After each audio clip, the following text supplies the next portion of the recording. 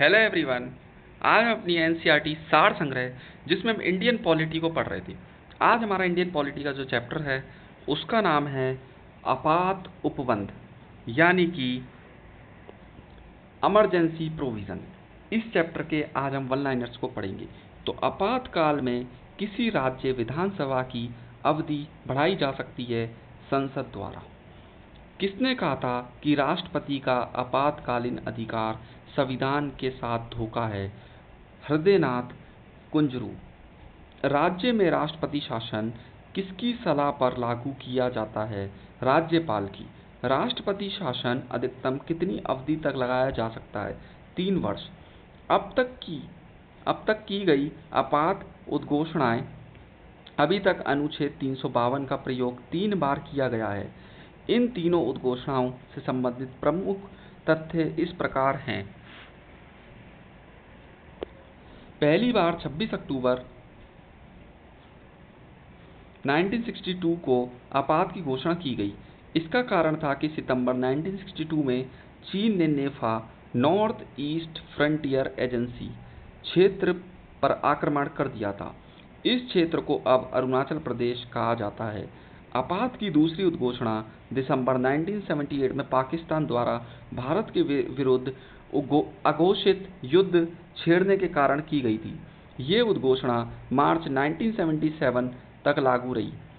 आपात की तीसरी उद्घोषणा आंतरिक अशांति के आधार पर 25 जून 1975 को की गई। ये उद्घोषणा 21 मार्च 1977 को वापस ली गई। भारतीय संविधान के अनुच्छेद 352 के अनुसार राष्ट्रीय आपात नेशनल इमरजेंसी की घोषणा युद्ध, ब्रह्म आक्रमण, एक्सटर्नल एग्रेशन तथा सशस्त्र विद्रोह आर्म रिबेलियन के आधार पर की जा सकती है। भारतीय संविधान के किस अनुच्छेद के अंतर्गत भारत सरकार का दायित्व है कि वह ब्रह्म आक्रमण एवं आंतरिक अशांति से राज्यों की रक्षा करे? अनुच्छेद 355। भारतीय संविधान के किस अनुच्छेद के अंतर्गत किसी राज्य में राष्ट्रपति शासन लागू किया जा सकता है? अनुच्छेद 356। भारत में वित्तीय आपातकाल फाइनेंशियल इमरजेंसी की घोषणा अभी तक एक बार भी नहीं की गई है। राष्ट्रपति मूल अधिकारों अनुच्छेद 20-21 के अतिरिक्त के कार्यान्वयन को किस अनुच्छेद के अंतर्गत स्थगित कर सकता है? अनुच्छेद 359। संसद द्वारा आपातकाल की घोषणा का अनुमोदन कितनी अवधि के अंतराल में होना आवश्यक है? 1 माह। भारतीय संविधान के अनुच्छेद 356 के अंतर्गत राष्ट्रपति शासन सर्वप्रथम किस राज्य में लागू किया गया था? पंजाब में। राष्ट्रीय आपातकाल में लोकसभा की अवधि ड्यूरेशन ऑफ लोकसभा आपातकाल की समाप्ति तक बढ़ाई जा सकती है, लेकिन एक समय में केवल 1 वर्ष के लिए ही बढ़ाई जा सकती है।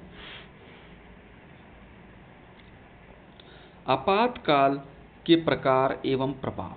अनुच्छेद 352 राष्ट्रीय आपात, अनुच्छेद 356 राज्य आपात और अनुच्छेद 360 वित्तीय आपात। तो सबसे पहले हम पढ़ेंगे अनुच्छेद 352 राष्ट्रीय आपात।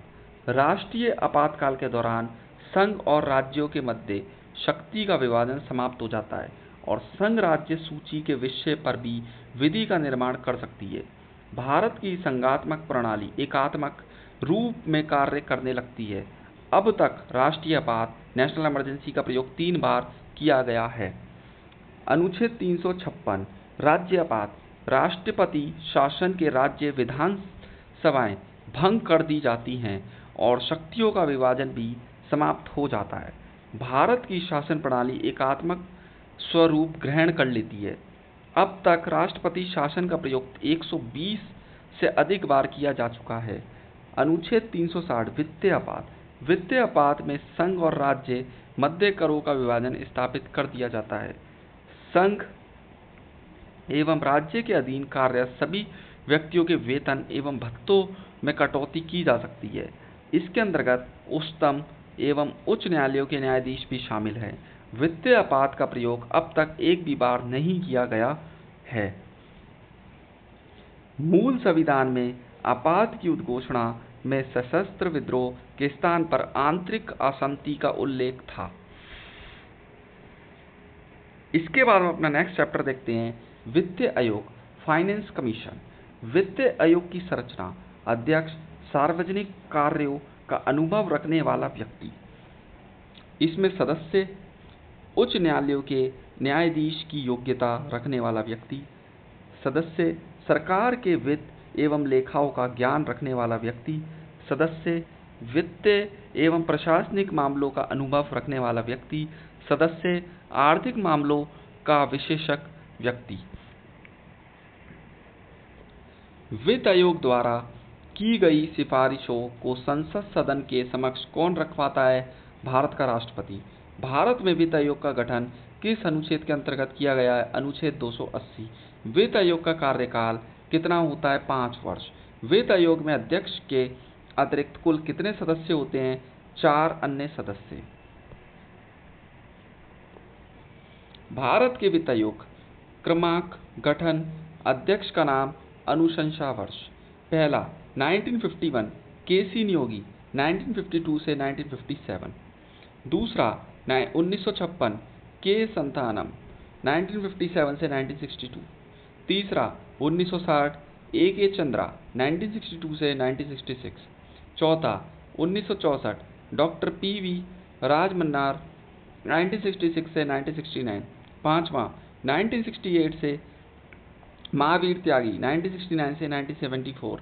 छठा 1972 ब्रह्मानंद रेड्डी, 1974 से 1979। सातवां 1977 जे.एम. शेलट, 1979 से 84। आठवां 1982 वाई.वी. चावाड़, 1984 से 89। नौवां 1987 एन.के.पी. साल्वे, 1989 से 1995। 10वां 1992 के.सी. पंत, 1995 से 2000। 11वां 1998 से प्रोफेसर ए.एम. खुसरो, 2000 से 5। 12वां 2002 से डॉक्टर सी. रंगराजन, 2005 से 2010। 13वां 2007 डॉक्टर विजय केलकर। 14वां 2013 डॉक्टर वाई.वी. रेड्डी। और डॉक्टर विजय केलकर का दे रखा है 2010 से 2015 और डॉक्टर वाई.वी. रेड्डी का दे रखा है 2015 से 2020। 15वां 2017 एन.के. सिंह, 2020 से 2025।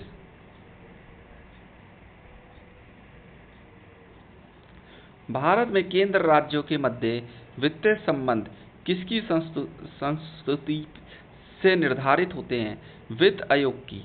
वित्त आयोग का मुख्य कार्य केंद्रीय करों में राज्यों के भाग तथा केंद्र द्वारा राज्यों के लिए दी जाने वाली वित्तीय सहायता को निर्धारित करना है।